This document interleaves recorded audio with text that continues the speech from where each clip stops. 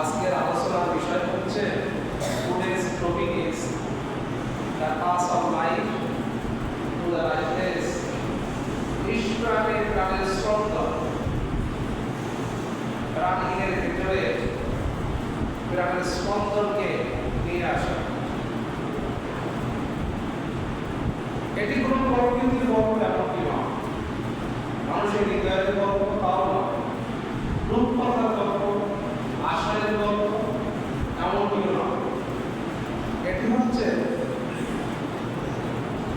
নির্জীব শুষ্ক বীজের ভিতরে যেন এক বিশাল বৃক্ষে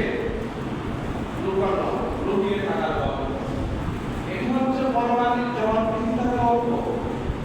এটি হচ্ছে আপনার রবের মুখোমুখি হওয়ার গল্প। পার্থিব জীবনের প্রত্যেকটি কর্মকাণ্ডের কৈফিয়ত জবাবদিহিতার গল্প। সাহারার মরুভূমিতে প্রাণের অসংখ্য ঘটনার গল্প। The path of life to the lifeless. প্রাণের ভিতরে প্রাণের বসন্ত ঘটানো এক চিরসত্য গল্প, যে গল্পটা হচ্ছে তারা বিশ্ব জগতে স্রষ্টা মহান রব, সে মহান শক্তিশালী রবের প্রশংসা করি। রবের শেখানো ভাষায় সকলে বলি আলহামদুলিল্লাহ, রব্বানা লাকাল হামদ হামদান কাসীরা তাইয়্যিবান মুবারাকান ফীহি ইয়া রাব্বি লাকাল হামদ কামা ইয়ানবাগি লিজালালি ওয়াজহিক ওয়া আযীম সুলতানিক। আল্লাহুম্মা ইগফির ওয়ারহাম ওয়া আনতা খায়রুর রাহিমিন। প্রিয় বন্ধুগণ,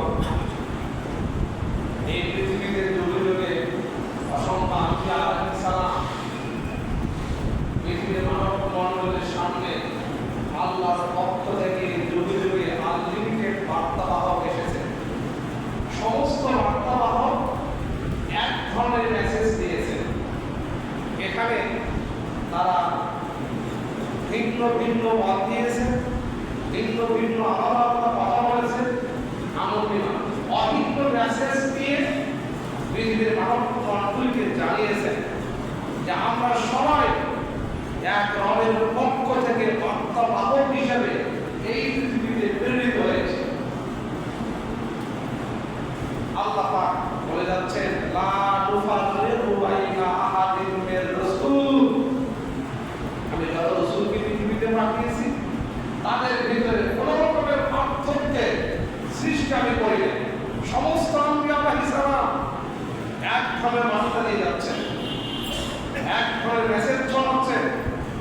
সেই মেসেজটা হচ্ছে এই যে নিষ্প্রাণের ভিতরে প্রাণের পরশ ফিরিয়ে আসা, নির্জীব বস্তুর ভিতরে প্রাণের স্পন্দনকে জাগ্রত করা। The path of life to the lifeless. নিষ্প্রাণকে আমি আবার প্রাণবন্ত করে পৃথিবীর মানব মণ্ডলীকে তাদের জীবনের পার্থিব জীবনের কৈফিয়ত কর্মকাণ্ডের জবাবদিহিতার মুখোমুখি করব। এই বার্তাবাহক যে বার্তা দিচ্ছেন পৃথিবীর সমস্ত বার্তাবাহকদের মধ্য থেকে সর্বশেষ লাস্ট মেসেঞ্জার, শেষ বার্তাবাহক প্রিয় রাসূল মুহাম্মদ রাসূলুল্লাহ। সকলে বলি সাল্লাল্লাহু আলাইহি ওয়াসাল্লাম। আপনার বর্ষিত হোক দরুদ এবং সালাম এবং কিয়ামত পর্যন্ত এই মহান ব্যক্তির আদর্শকে দ্বারায় অনুসরণ করবে, আদর্শ অনুপ্রাণিত হয়ে ব্যক্তি, সমাজ ও ভূখণ্ড, মানচিত্র সবকিছু গঠন করবে, তাদের সকলের প্রতি স্পেশাল দরুদ এবং সালাম। প্রিয় উপস্থিতি, এই ঠিক যে ঈশ্বরের ভিতরে তাদের স্পন্দন, এই ব্যাপারে এই পৃথিবীর বিভিন্ন ধর্মাবলম্বী যারা রয়েছে, ধর্মের অনুসারী রয়েছে, তাদের ঠিক দেখে।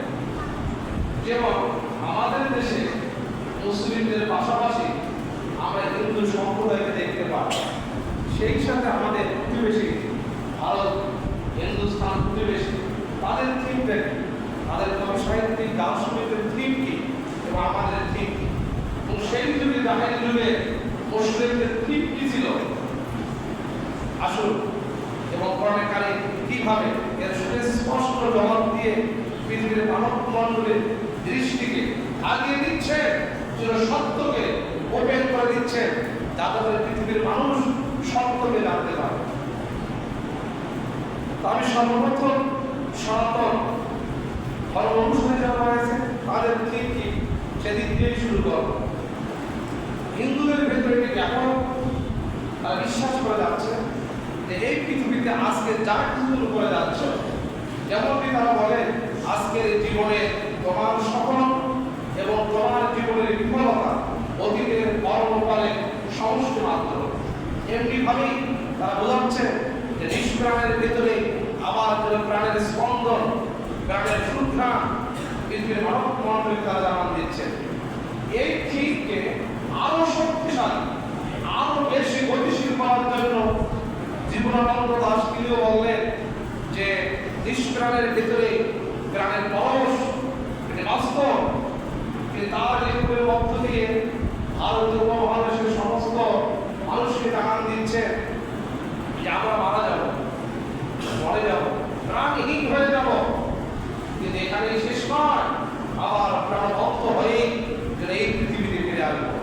যেমন তিনি বলছেন আবার আসিব ফিরে ধানসিঁড়ি ধীরে ধীরে এই বাংলায়, হয়তোবা মানুষ নয়, হয়তোবা শঙ্খশীল শালিকের বেশে, হয়তোবা বনের কাঠ হয়ে এই কার্তিকের নবাবদের দেশে। এমনি ভাবে তিনিও বোঝাচ্ছেন যে নিষ্প্রাণে প্রাণের স্পন্দন প্রকৃতি ঘটিয়ে দেবে, তার কাজ অপরাইট টু দ্য লাইফলেস, প্রাণের পরশ থাকবে নিষ্প্রাণের ভেতরে। এখানে বিশেষ বিশ্বকবি রবীন্দ্রনাথ ঠাকুর তিনিও নিষ্প্রাণকে প্রাণবন্ত করা পক্ষে তিনিও মত দিচ্ছেন। তিনি বলছেন আমি চাই না হতে নববঙ্গের নবযুগের চালক, যদি পর জন্মে বাইরে হতে ব্রজের রাখাল বালক, এমনি ভাবে মৃত্যুর পর গ্রামের পরশ যেন বলে আসবে, সেটা কথা বোঝাচ্ছে। যদিও কোরআনে কারীম তাদের থিমের সাথে, ধারণার সাথে শতভাগ একমত নয়, তিনি এটা তো বিশ্বাস করে মারা যাব, আবার জীবিত হব এবং আমাকে মুখোমুখি করা হবে আমার রবের নিকটে, সেদিক থেকে একই ধর্মের বার্তা দিচ্ছি আমরা। এই বার্তা আম্বিয়া আলাইহিস সালাম দিচ্ছেন, কিন্তু তাদের সাথে দ্বিমত যেটি আমাদের, তারা এই পৃথিবীতে ফিরে আসতে চাচ্ছে, আকাঙ্ক্ষা নিষ্প্রাণ হব, প্রাণহীন হব, আবার প্রাণবন্ত হয়ে এই পৃথিবীতে ফিরে আসবো। এখানে কোরআনে কারীম তাদের সাথে দ্বিমত, কারণ কোরআনে কারীম বলছে যে সূর্যকে তোমরা প্রতিনিয়ত দেখে যাও, দেখতেছ এই সূর্য পৃথিবীর মানব সভ্যতার কল্যাণে প্রতি মুহূর্তে এনার্জি হয়ে যাচ্ছে, এনার্জি খরচ হয়ে যাচ্ছে, এই সূর্য একদিন নিষ্প্রভ হয়ে যাবে। এই সূর্যকে বিজ্ঞানের ভাষায় সূর্যকে পৃথিবীর সমস্ত শক্তির উৎস বলা হয়। সূর্য অ্যাবসেন্ট, সৃষ্টি জীব, সৃষ্টি জগৎ সবুজ শ্যামলা বলতে বিশ্ব জগতে কিছু খুঁজে পাওয়া যাবে না। গ্রামে অ্যাবসেন্ট, গ্রাম খুঁজে পাওয়া যাবে না। এই কারণে বিজ্ঞানের ভাষায় সূর্যকে এই পৃথিবীর সকল শক্তির উৎস বলা হয়। সেখান থেকে আমরা এনার্জি পাই, শক্তি পাই বলেই পৃথিবীতে আমরা সুন্দরভাবে চলে যাচ্ছি। এই সূর্যের ব্যাপারে আল্লাহ বলছেন ইজা শামসু কুইরাত, এই পৃথিবীর মণ্ডলী এই সূর্যকে যখন তোমার রব উঠিয়ে নেবে, সূর্যকে যখন বিস্ফোরণ করে ফেলবে,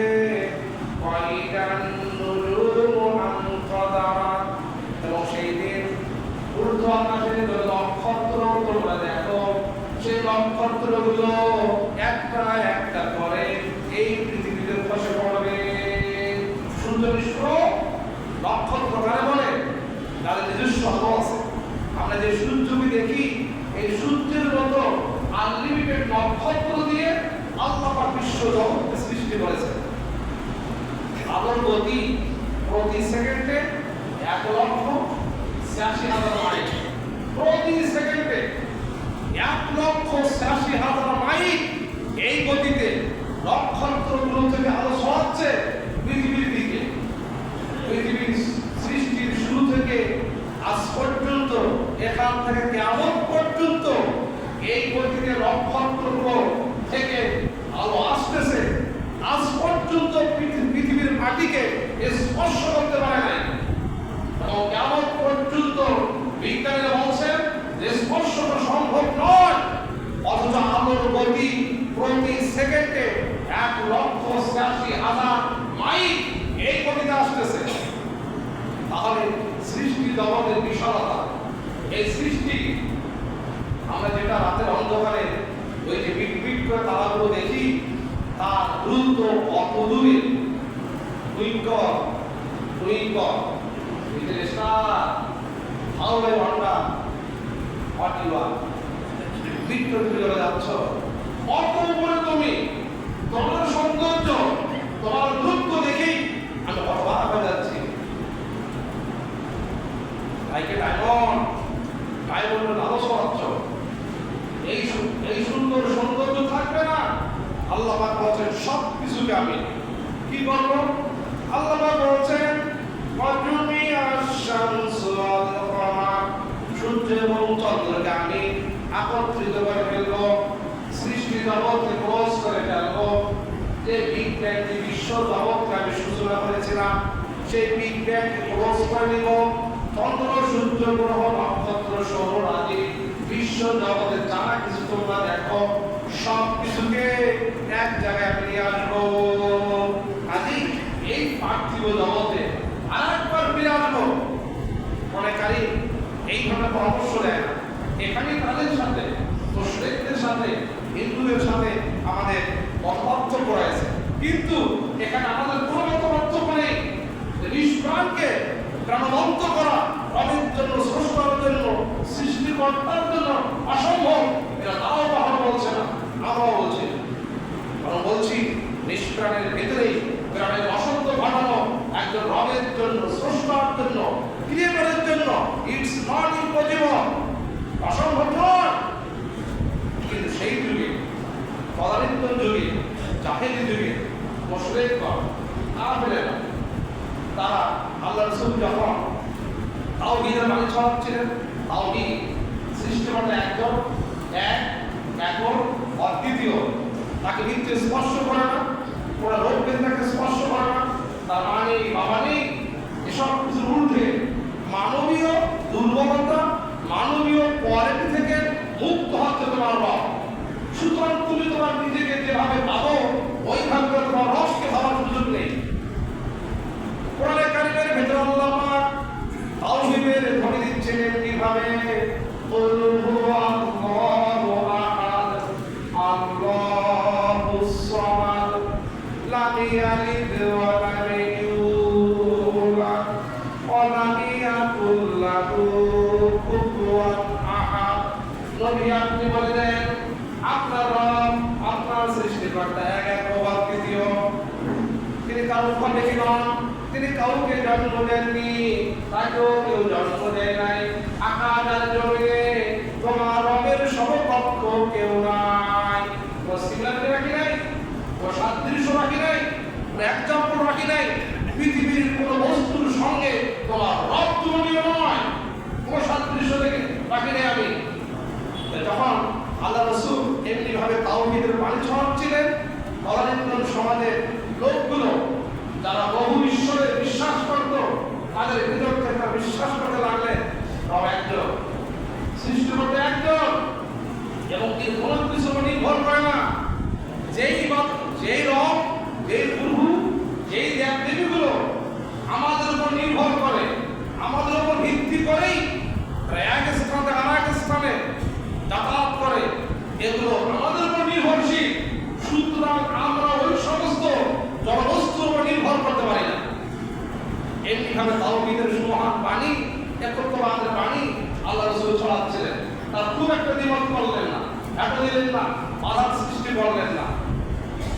দ্বিতীয় পর্যায়ে আল্লাহ রাসূল বলতে লাগলেন, আমি যা কিছু বলছি আমার বানানো কথা নয়, আমি আমার রবের পক্ষ থেকে প্রেরিত বার্তা বাহক। আমি নিজে থেকেই নবী সাজি নাই, রাসূল সাজি নাই। আল্লাহ পাক আমাকে রাসূল করে মনোনীত করে এই পৃথিবীতে পাঠিয়েছে। এইভাবে তিনি আল্লাহর পক্ষ থেকে প্রেরিত বার্তা বাহক এই অ্যানাউন্স যখন করলেন, তখন তারা দ্বিমত করলেন না, তারা গবেষণা করলেন। তার শৈশব, তার কৈশোর, তার যৌবন, তার বার্ধক্য, তার দৈনন্দিন জীবনের কর্মকাণ্ডগুলো পৃথিবীর মানুষের বার্তাবাহক হিসেবে পৃথিবীর মানুষের সামনে দিতে পেরেছে। ওই সমস্ত ক্যারেক্টার, বৈশিষ্ট্য তার ভিতরে আছে কিনা, অলৌকিক শক্তিগুলো অবজার্ভ করতে লাগলেন। ফাইনালি তার ডিসিশন নিলেন, মুহাম্মদ সাল্লাল্লাহু আলাইহি সাল্লাম আপনি আল্লাহর পক্ষ থেকে প্রেরিত বার্তাবাহক, এটা আমাদের কোনো সন্দেহ নাই। এটাও তারা মেনে নিলেন। এটা তো দেখে করি না আমরা, আমি ইসলামুল হাকাম, আগুনের পিতা, হাকাম মানে জ্ঞানের পিতা, জ্ঞান বিজ্ঞানের পিতা, আবুদের পূর্ব নাম ছিল ইসলামের। আল্লাহ রাসূলের সাথে কথোপকথনের পূর্বে তার নাম ছিল আবুল হাকাম, জ্ঞানের পিতা। আল্লাহ রাসূলের সাথে কথোপকথন হচ্ছে, বলে মুহাম্মদ তুমি যে তাওহীদের দাওয়াত দিচ্ছ, তোমার সাথে একমত। তুমি যে আল্লাহর পক্ষ থেকে প্রেরিত বার্তাবাহক, আমি আবু জেহেল এটা অ্যানাউন্স করে যাচ্ছি, এতে কোনো সন্দেহ নেই। আল্লাহ রাসূল বললেন, সমস্যা কোথায়?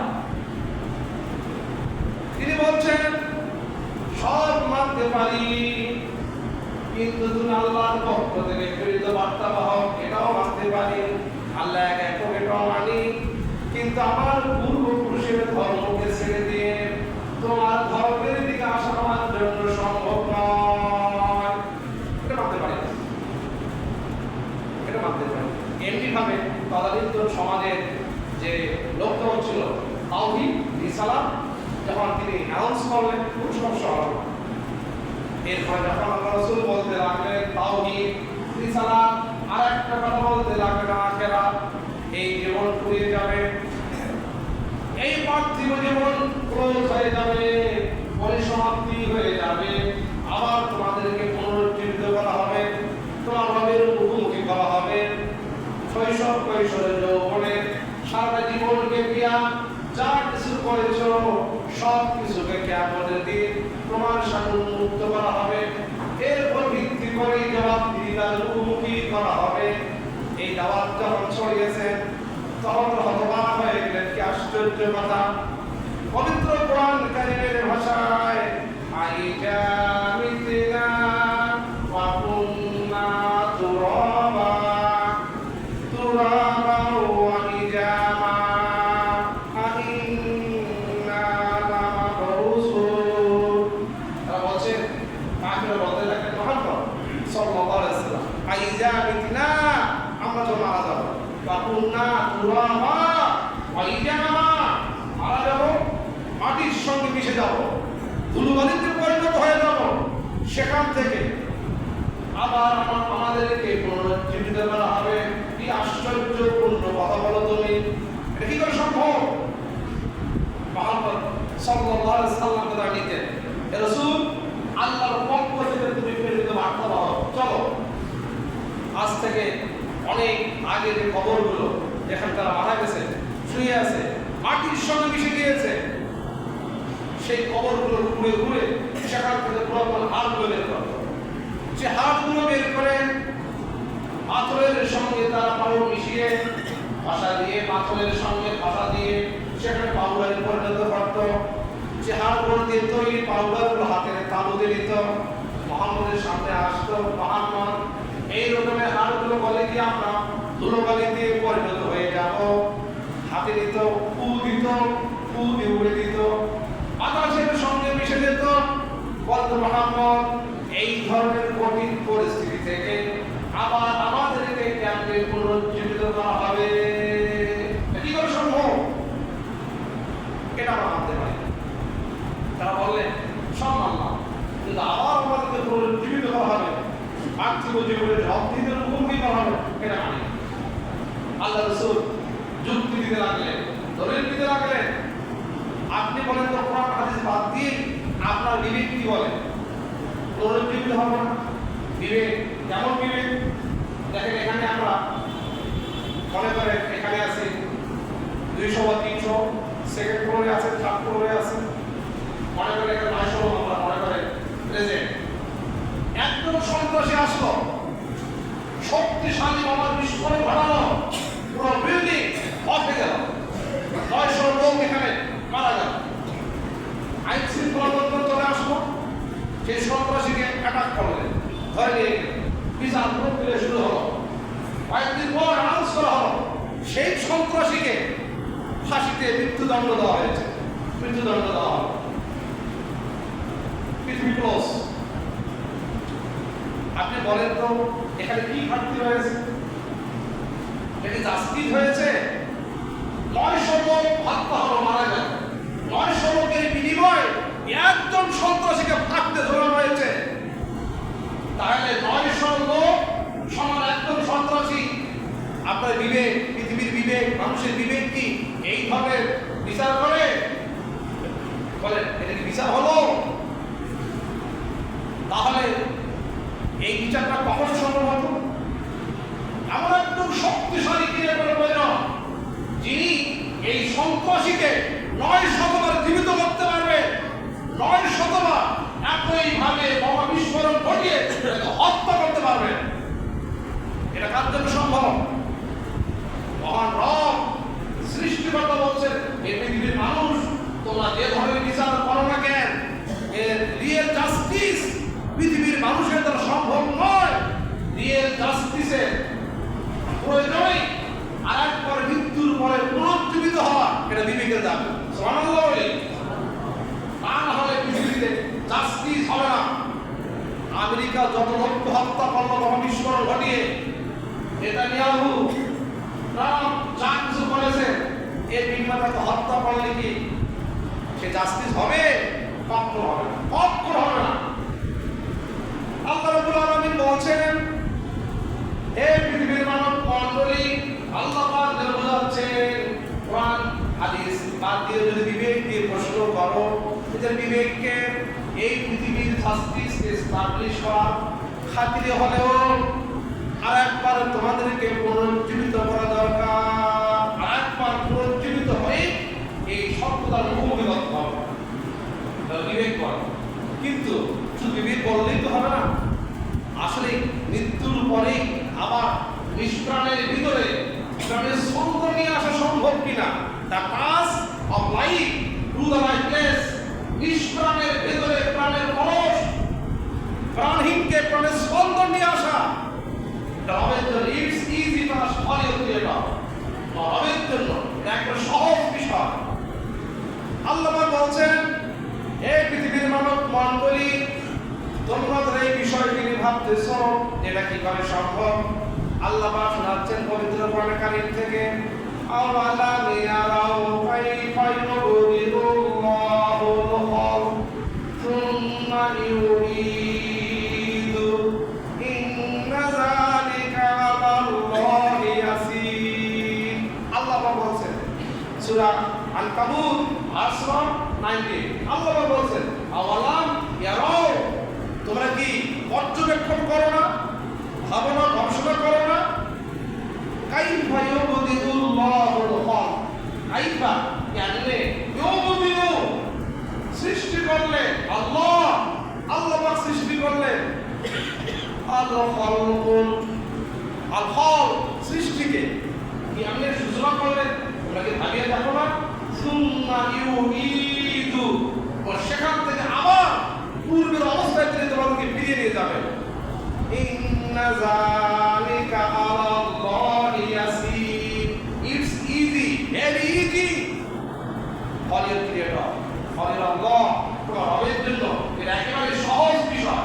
দেখেন এখানে শব্দগত একটা শব্দ যদি বোঝে, সায়েন্স, কোরআন, বিজ্ঞান, যুক্তি পড়ে একটা শব্দ, নরমালি চিন্তা করেন আল্লাহ বলছেন আওয়ালাম, আওয়ালাম গবেষণা করো না, আওয়ালাম ইয়ারাও, তোমরা কি দেখো না? এই দেখা মানে ছবি দেখা না, সচকে দেখা না, অন্তর্দৃষ্টি দিয়ে তোমরা কি উপলব্ধি করো না? কাইফা, কেমনে, ইউবদিউল্লাহ, আল্লাহ পাক কোন রকমের নমুনা ছাড়া, কোন রকমের ডিজাইন ছাড়া, কোন রকমের পূর্ব অভিজ্ঞতা ছাড়া, কোন রকমের সহযোগিতা ছাড়া সৃষ্টি শুরু করে দিয়েছেন।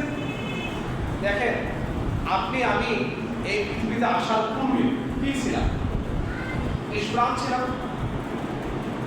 পৃথিবীতে আমাকে আপনাকে পাঠানোর পূর্বে কত শতাব্দী অতিবাহিত হয়েছে। আপনার নাম ছিল না, ঘর বাড়ি ছিল না, বাড়ি ছিল না, পরিচয় ছিল না, আপনি কোথায় ছিলেন? নিষ্প্রাণ ছিলেন। আল্লাহ পাক বলেন তুমি কি তোমার সৃষ্টির দিকে তাকাও না? তোমার সৃষ্টির পূর্বে তুমি নিষ্প্রাণ ছিলে, সেখান থেকে প্রাণবন্ত করে তোমাকে আমি পৃথিবীতে পাঠিয়েছি, আবার সেখান থেকে প্রাণহীন করে তোমাকে পৃথিবীতে বিদায় দিব। একবার যখন তো প্রাণবন্ত করে তোমাকে পৃথিবীতে পাঠিয়েছি, নিষ্প্রাণ করে আরেকবার তোমাকে পুনরুজ্জীবিত করতে পারবো না, এই ধারণা আসলো কেমন তোমার? বলে আপনি পৃথিবীর বিখ্যাত যে মোবাইল কোম্পানিগুলো রয়েছে, স্যামসাং, আপেল, বিভিন্ন কোম্পানি রয়েছে, সে একটা বিশাল দামি একটা মোবাইল নিয়ে আপনি গেছেন, সেই কোম্পানির সামনে চ্যালেঞ্জ করে দিলেন যে এই দামি মোবাইল থেকে ভেঙে চুরমার তছনছ করে দিলাম, আরেকটা মোবাইল তৈরি করতে পারবো না, তুমি কি বলবে? আপনার কয় বছর খায় আসে? আমি একটার পর একটা কস্টলি মোবাইল সেট তৈরি করে দিচ্ছি বিশ্বব্যাপী, আর ও ভেঙে দিলে তৈরি করতে পারবো না। আল্লাহ পাক পৃথিবীতে মানবপূর্ণকে জানান দিচ্ছে নিষ্প্রাণ থেকে প্রাণবন্ত করে তোমাকে পৃথিবীতে পাঠিয়েছি। এমনি ভাবলে তোমার মৃত্যুর পর আরেকবার সৃষ্টি করে তোমাকে জবাবদিহিতার মুখোমুখি করতে পারবো না। মাথায় ঢোকে না তোমার? ফার্স্ট টাইম তোমাকে পাঠিয়েছি, যেই রব তোমাকে ফার্স্ট টাইম পৃথিবীতে পাঠিয়েছে, সেই রব সেকেন্ড টাইম আবার পুনরুজ্জীবিত তোমাকে করবে। সুবহানাল্লাহ বলি। এই জন্য আজকের আলোচনার বিষয় ছিল দ্য কাজ of life through the lifeless, নিষ্প্রাণের ভেতরে প্রাণের পরশ ঘটানো। এটা তোমার রবের জন্য মোটেও কঠিন নয়, ভেরি ইজি, এই করবে। এটি আমরা কেমন বুঝি? আজকের যুগে যারা জ্ঞানী, আজকের যুগে যারা পণ্ডিত, আজকের যুগে সায়েন্স বিজ্ঞানের প্রত্যেকটি শাখায় প্রশাখায় পৃথিবীর মানুষের ব্যাপক এনার্জি, ব্যাপক দক্ষতা অর্জন করেছে। এই জন্য তারা জানে যে পদার্থের কোনো ধ্বংস নেই, বরঞ্চ যখন এটাকে ভেঙে ফেলা হয়, আমরা তো যৌগিক, যখন মৌলিক পদার্থগুলোকে আলাদা করা হয় তখন সেটা মানুষ থাকে না। আবার সমস্ত পদার্থগুলোকে যখন এক জায়গায় করা হয় তখন মানুষ হয়ে যায়। এটা আমরা ওই যে হাইড্রোজেন আর অক্সিজেন দুটোকে এক জায়গায় করলে কি হয়? পানি হয়। যারা সায়েন্সে পড়েছে এই 9 পর্যন্ত, অষ্টম শ্রেণী পর্যন্ত কিন্তু আসলে বিক্রিয়া করানো হয়। হাইড্রোজেন নিলে আর অক্সিজেন নিলে এক জায়গায় করলে কি হয়ে যাবে? পানি হয়ে যাবে। এই পানিকে আবার যদি আপনি দ্রবীভূত করতে চান, রোদে নিলেন অথবা আপনার ওজোলার উপরে নিলেন, তাপ দিলেন, তাপ হওয়ার পর বাষ্পীয় হয়ে চলে গেল। এই যে চলে গেল, বাষ্প হলো। এখন যদি পৃথিবীর কেউ বলে আর তো তুমি পানি তৈরি করতে পারবে না, আমরা কি বলবো? সব থেকে তোমার জ্ঞানহীনতা হয়েছে, সায়েন্স সম্পর্কে তোমার কোনো জ্ঞান নেই। কারণ পদার্থের কোনো ধ্বংস নেই, বরং পদার্থ থেকে তখন তার মৌলিক বিষয়গুলো যখন আলাদা করা হয় তখন তো সেটা বিনষ্ট হয়ে যায়। তাই আজকের যুগে সায়েন্স এটা স্বীকার করে যেহেতু পদার্থের ধ্বংস নেই, কণাগুলোকে আমরা এক জায়গায় করলেই, আপনি আমি মারা গেলাম, পানি চলে গেল পানির জায়গায়, ফসফরাসের জায়গায়, আয়রনের জায়গায়, এই নিয়ে সব কিছু আলাদা হয়ে গেল। সেই শক্তিশালী মহান ক্রিয়েটর যিনি এক জায়গায় করেছেন, আবার এক জায়গায় করে আরেকটা মানুষকে সৃষ্টি করা অসম্ভব মোটেও নয়। আজকের বিজ্ঞান, আজকের ল্যাবরেটরিতে যারা গবেষণা করেন তারা বিশ্বাস করেন। এই কারণে মুহাম্মদ সাল্লাল্লাহু আলাইহি সাল্লামকে যখন পৃথিবীতে পাঠানো হয়, সে সময় চাক্ষুষ মৃত মানুষকে জীবিত করে দেখানো হয়নি। কারণ জ্ঞান বিজ্ঞানের যুগ, এই যুগের মানুষ এত বেশি সচেতন, এত বেশি জ্ঞান অর্জন করেছে, মৃত্যুর পরে পুনর্জীবিত করা এদের কাছে ভালো করেই জানে অসম্ভব নয়। কিন্তু সেই যুগে যে সময় জ্ঞান ছিল না, বিজ্ঞান ছিল না, ল্যাবরেটরি ছিল না, গবেষণা ছিল না, বিশ্ববিদ্যালয় ছিল না, সেই যুগে মানুষকে কেমনে বোঝাবে হাইড্রোজেন আর অক্সিজেন এক জায়গায় করলে পানি হয়? তারা তো বোঝেই না হাইড্রোজেন কি, অক্সিজেন কি। সেই যুগের লোকদেরকে চাক্ষুষ মৃত মানুষকে জীবিত করে দেখানো হচ্ছিল। ঈসা আলাইহিস সালাম তার জামানায় তিনি সেই যুগের নিরক্ষর মানুষগুলোকে বোঝাচ্ছিলেন, এই পৃথিবীর মানুষেরা তোমরা মারা যাবে, আবার তোমাদেরকে পুনরুজ্জীবিত করা হবে। সেই যুগে মূর্খ মানুষগুলো, মরুভূমির মানুষগুলো বলল, কি আশ্চর্য কথা, কেমনে সম্ভব? তিনি বলেন এইভাবে সম্ভব, তোমরা কিছু কাদা মাটি নিয়ে আসো। কাদা মাটি নিয়ে আসলেন, সেই কাদা মাটি দিয়ে তিনি হাতের তালু দিয়ে রাখলেন, পাখির আকৃতি বানালেন। পরে এটা কি? তারা বললেন মাটি দিয়ে তৈরি, একটি পাখির মতো বানিয়েছেন, পাখির মতো মনে হয়। তিনি বলছেন এটাকে জীবন দেওয়া সম্ভব? তারা বলছেন কি আশ্চর্য কথা, এটা একটি জড়বস্তু, এটাকে কেমনে জীবন দেওয়া সম্ভব? হযরত ঈসা আলাইহিস সালাম সেই মাটি দিয়ে তৈরিকৃত পাখিটাকে হাতের তালু দিয়ে দিতেন, আর আল্লাহর নাম নিয়ে, আল্লাহর অনুমতি দিয়ে তিনি সেখানে ফু দিতেন, সঙ্গে সঙ্গে জীবন্ত পাখি হয়ে যেত, পাখি হয়ে ডানাগুলো আকাশে উড়ে যেত। ঈসা আলাইহিস সালাম তাদেরকে জানান দিলেন, হে পৃথিবীর মানব মণ্ডলী, এই যে মাটি থেকে যেমনি পাখি তৈরি হলো, এমনি ভাবেই কিয়ামতের দিন তোমার রব তোমাকে মৃত্যুর পরে আবার তোমাকে পুনরুজ্জীবিত করবে। ঈসা আলাইহিস সালাম সঙ্গে সঙ্গে জানান দিলেন, হে আমার সম্প্রদায়ের লোকেরা, আমি এখানে কিছুই করি নাই, আমার রবের অনুমতি নিয়ে আমি এই কাজটি করেছি। যেহেতু আমার রবের পক্ষ থেকে এই পৃথিবীতে আমি বার্তা পালক হিসেবে এসেছি, আমি এখানে কোনো জাদু দেখাইনি, কোনো ম্যাজিক দেখাইনি। এমনি ভাবেই তিনি চাক্ষুষ সেই যুগের মূর্খ মরুভূমির লোকগুলোকে এমনি ভাবে দেখাতেন। যেহেতু তার জ্ঞান বিজ্ঞান শক্ত ধারণা নেই, অন্তর কমে চলে যেতেন, কমে লোকদেরকে ডাকতেন যে মৃত্যুর পরে আবার তোমাকে পুনরুজ্জীবিত করা হবে। তার মধ্যে কি আশ্চর্য, আপনি আল্লাহর পক্ষ থেকে বার্তা পান, এমন একটি কথা বলছেন, এটা আদৌ সম্ভব? তিনি বলছেন অবশ্যই সম্ভব। তুমি দেখতে চাও? অবশ্যই দেখতে চাই, চলেন। আমার কে মারা গেছে? আমার দাদা মারা গেছে, আমার পূর্বপুরুষ এই মাটিতে শুয়ে আছে। তিনি বললেন নাম বলো, নাম বলতেন। ঈসা আলাইহিস সালাম বলতেন, এই কবর থেকেই তোমার সেই মৃত পূর্বপুরুষকে আমি জীবিত করতে পারি। মনে রাখবা, এখানে আমার কোনো শক্তি নেই, আমি যা কিছু করব আমার রবের অনুমতি নিয়ে, আমার রবের সাহায্য নিয়ে, যাতে পৃথিবীর মানব মণ্ডলীকে বোঝাতে পারে এই মৃত মানুষগুলোকে আবার পুনরুজ্জীবিত করা হবে। কবরে যেতেন, বলতেন বলো তোমার দাদুর নাম কি, তোমার পূর্বপুরুষের নাম কি? ঈসা আলাইহিস সালাম নাম ধরে ডাক দিতেন, হে কবরের লোক, তুমি কবর থেকে বেরিয়ে আসো। সঙ্গে সঙ্গে জীবিত হয়ে কবর থেকে তিনি বেরিয়ে আসতেন, আর কবরের লোকদেরকে বলতেন এটা যেভাবে সম্ভব এইভাবে করে তোমার মৃত্যুর পরে তোমাকে আবার পুনরুজ্জীবিত করা হবে। লোকটি জীবিত হতো, কথাবার্তা বলতেন, অথবা আবার মৃত্যুর করে ফলে পড়তেন। এমনি ভাবে সেই যুগের মানুষগুলোকে বোঝানো হতো যে এমনি ভাবেই মৃত্যুর পরে the pass of life to the lifeless, নিষ্প্রাণের ভেতরে প্রাণের স্পন্দন এমনি ভাবেই সম্ভব। তদানীন্তন সমাজের লোকদেরকে বোঝানো হতো।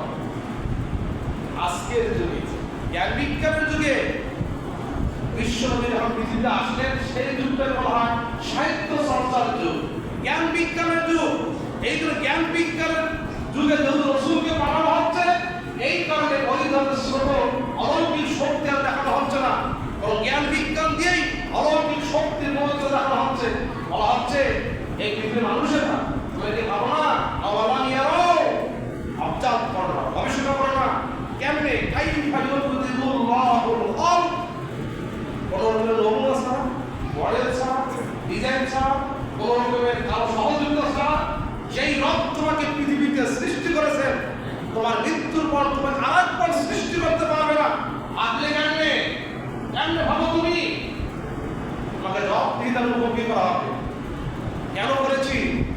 ফাআলুল লিমা ইউরিদ।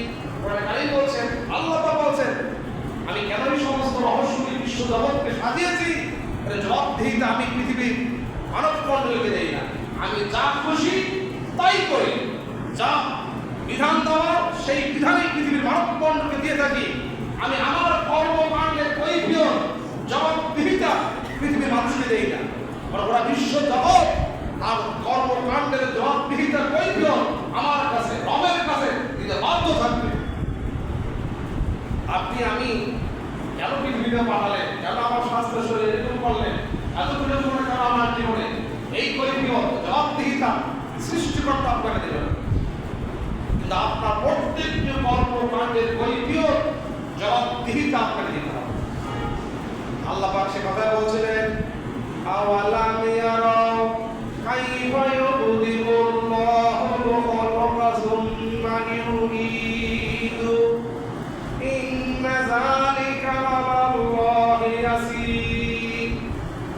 মৃত্যুর পরে আবার সাহারার মরুভূমিতে যেন সবুজ শ্যামলায় ভরে দেওয়া তোমার রবের জন্য সহজ বিষয়, সহজ। ইব্রাহিম আলাইহিস সালাম তিনি দাওয়াত ছড়াচ্ছিলেন।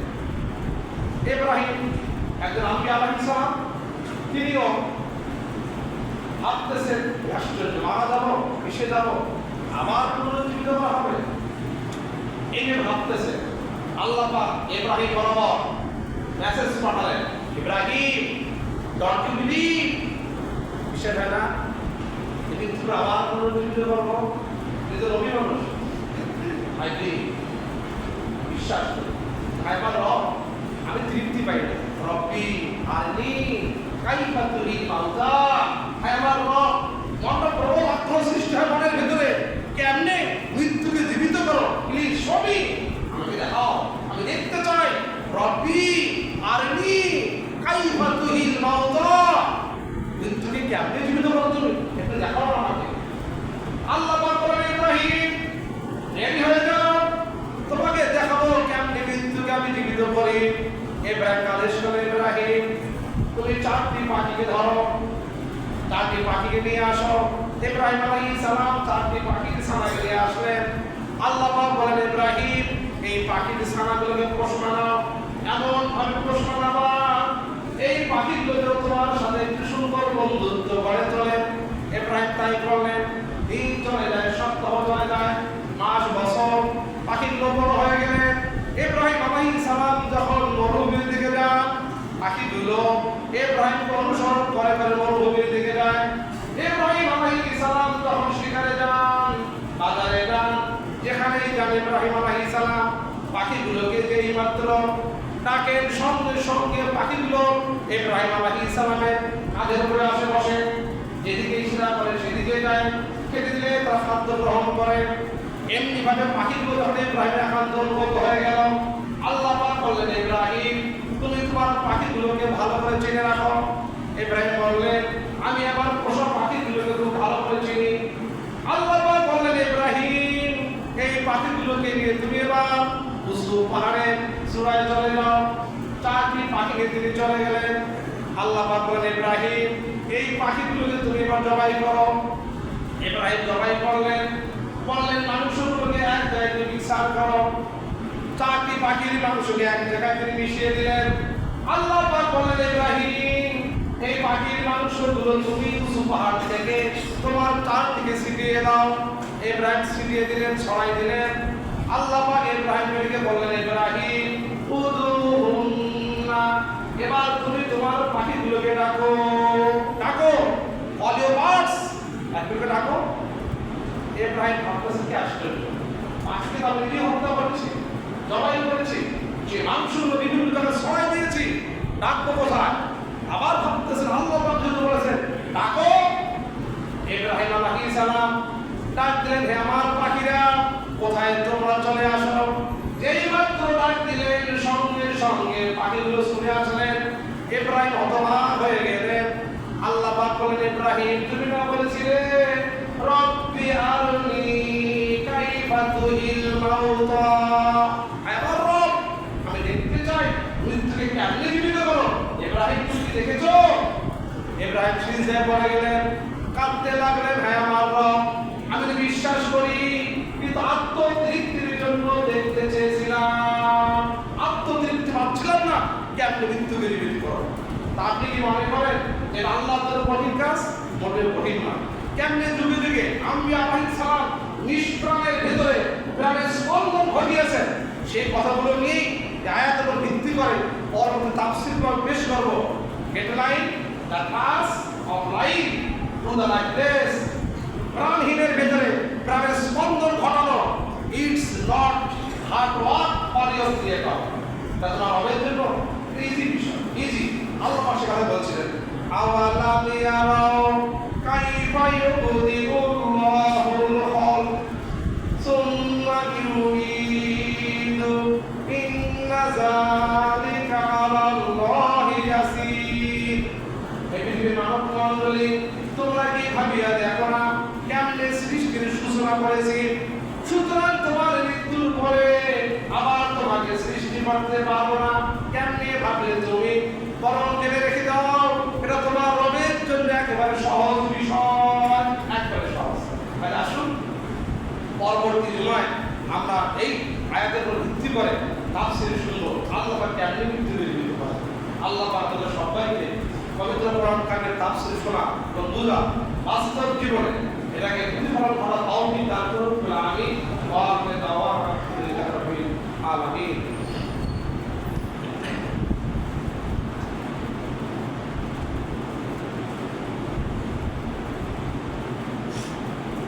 عباد الله رحمكم الله اللهم انصر من نصر الاسلام والمسلمين واجعلنا منهم واخذل من خذل الاسلام والمسلمين ولا تجعلنا معهم ربنا ظلمنا انفسنا وان لم تغفر لنا وترحمنا لنكونن من الخاسرين ربنا ظلمنا انفسنا وان لم تغفر لنا وترحمنا لنكونن من الخاسرين رب ارحمهما كما ربياني صغيرا اللهم اغفر خطاياي بالماء والثلج والبرد اللهم اغفر وارحم وانت خير الراحمين ان الله يأمر بالعدل والإحسان وإيتاء ذي القربى وينهى عن الفحشاء والمنكر والبغي يعظكم لعلكم تذكرون اذكروا الله يذكركم وادعوه يستجب لكم ولذكر